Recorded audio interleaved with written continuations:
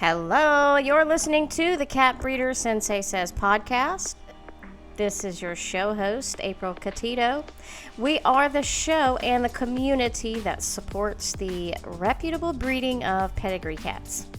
So if you made it to this podcast, then you must be interested in getting started with your own cattery, or perhaps you already have a cattery and are just enjoying the community of a positive and supportive group that's really hard to find out there. So welcome, and we're glad to have you. So let's get started with today's topic right after this short message. Do you want to learn how to become a successful breeder of pedigree cats? Now you can. For the first time ever, enroll in an online training course that takes you step by step through everything you need to know to get on the right track. Visit catbreedersensei.com to sign up today and use code podcast21 to get $25 off.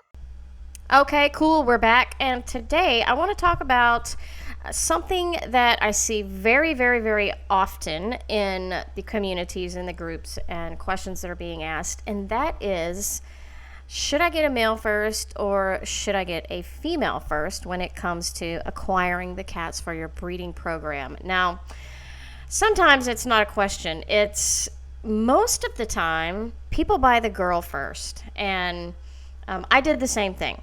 But quite honestly, I cannot think of a good reason why you would buy a female first for your breeding program unless you just have no intention of ever getting a male.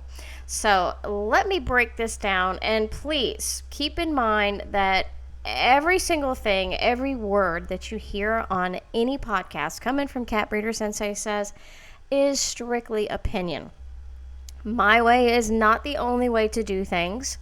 Your way can certainly be another way to do things, and so can the opinion or the way of another breeder. So this topic is really just to offer some insight and give you something to think about, and it's strictly my opinion. So here's what happened to me. Story time. I decided I was going to get into breeding Maine Coons, and I went right for the female. I don't know why, but long story short, I imported her from Russia from a cattery that is quite well known. She was 6 months old at the time. So when she arrived, she was already, old enough to have heat cycles. And I really did not know what my next step was in this process because I was totally a greenhorn, had no experience, didn't know what I was doing. So she arrived, and then I started thinking about, her heat cycles and reading about pyometra and thinking, well, crap, I need a boy. I'm like, what am I going to do? I need a male. Now I've got to go hunt down a male. And I can tell you from experience that when you're under pressure to find a male for your breeding program, you may settle for less than the best quality of male. That's certainly what I did. I was, just looking and looking, and, was like, okay, I'll take him. And not the best choice, I can say now. But, I didn't know what to do. So the scenario I found myself in a couple of months after she arrived was that she was having heat cycles every 3 weeks. And she was going hard. She was, now what I realize was her, a heavy heat cycle, very hormonal, just, couldn't concentrate. She was just constantly overwhelmed by her hormones. And I had to do something. That's when I got the male. But when I got the male, he was only 4 months old. And a male is not old enough to start becoming a sire at 4 months old. Some will start performing at 9 months old, like he did, and others will take much longer, up to 18 months, sometimes 24 months in some cases that I've heard. So I had a male, but I did not have a male for this girl who was going into heat. I did not know very many people. It's a lonely world out there when you're trying to start a cattery, and you get a bunch of resistance from the veterans. You just don't know what to do. Luckily, I had befriended a very, very nice lady who is still a dear friend of mine to this day. And she knew exactly what was going on. And she offered to let me use her mail for the girl. She, of course, was in a different state. So the cat was taken to her mail. She wasn't even in heat when she went. She just, it's like, hey, just bring her here and she can just stay here if she's going into heat that often. And when she goes into heat, I'll mate her and then I'll send her home. So my daughter actually drove her to North Carolina and dropped her off. And about 3 weeks later, she was back and she had mated with one of her boys. And she went on to have 2 kittens in that litter. That was my very first 2 kittens in my cattery, and it was from, a sire that I used for stud service. So then I realized that this is, quite an issue with a lot of new people, is that they get females first, and, they're letting them grow up and get older, and they start going into heat, and then when it's, they're ready to be mated, they're looking at the girl like, I'm sorry, I don't have a male. So this is what brings me to, the question that you should maybe ask yourself is, when my girl is old enough, do I want to have a male ready for her?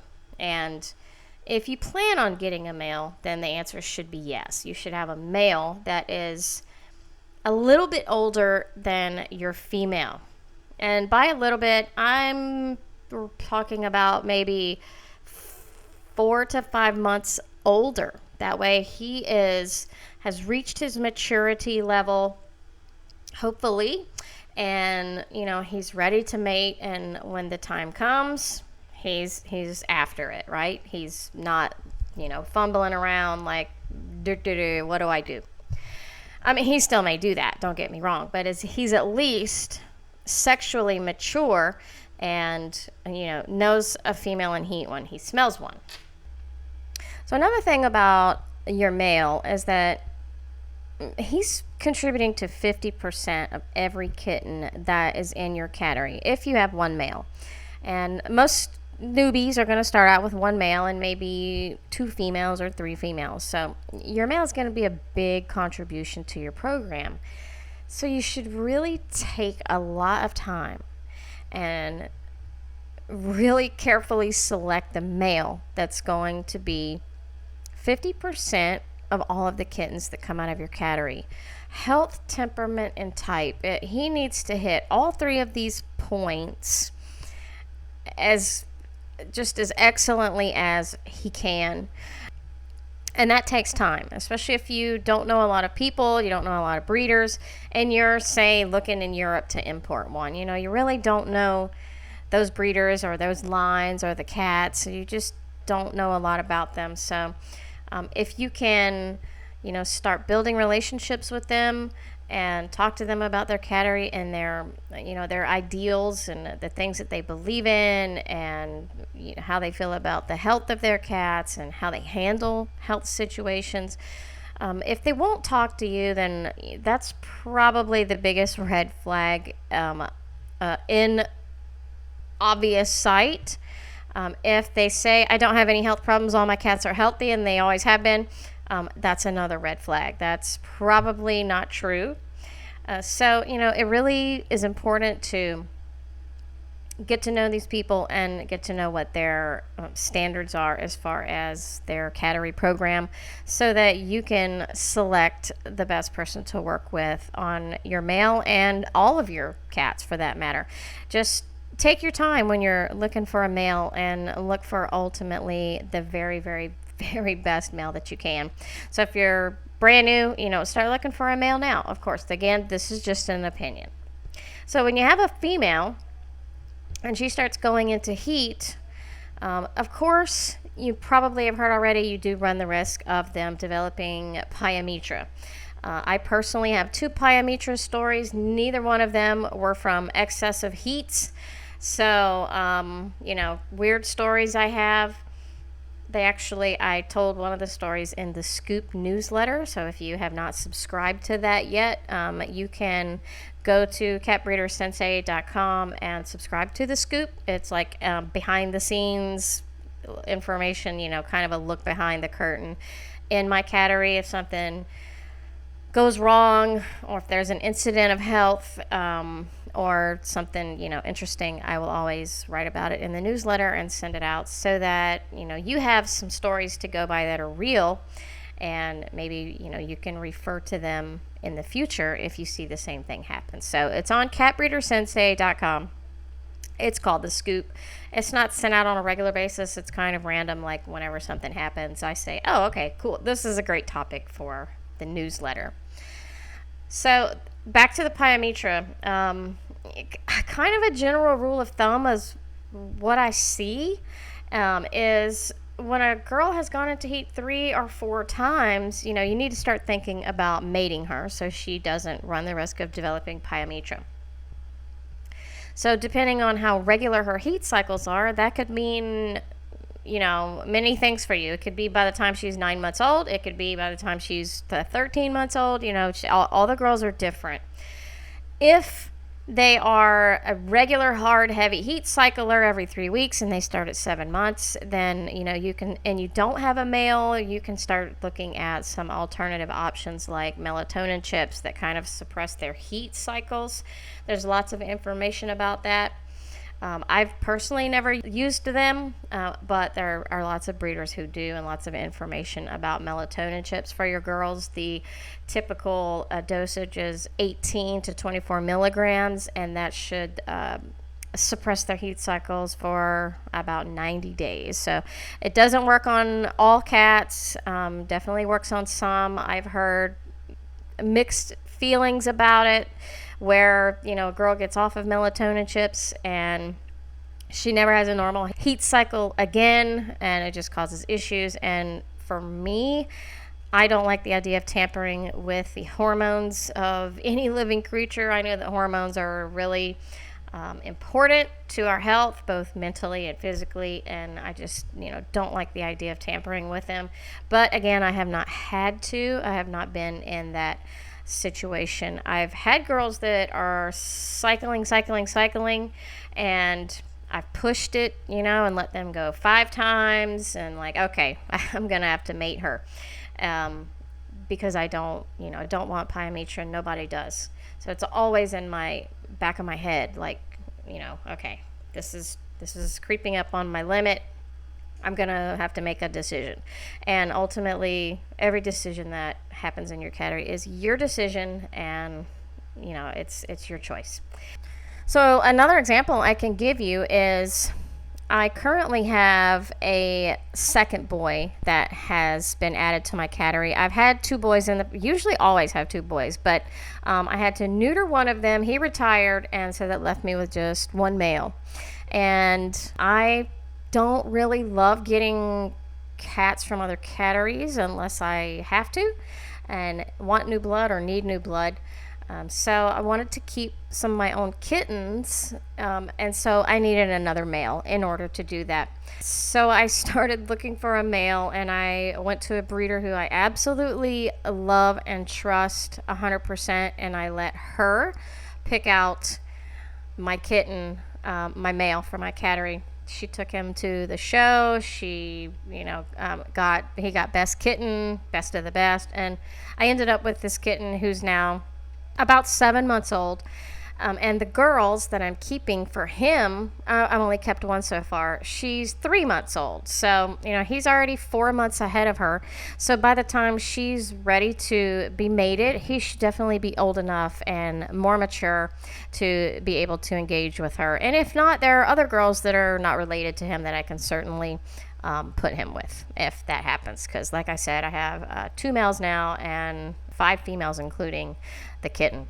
So that was all kind of strategically planned as far as timing, like how old he needs to be, and then how old the kitten needs to be when I keep her, and whether or not I have a male for her, and all of these things that I have to think about when it comes to females and having a male prepared.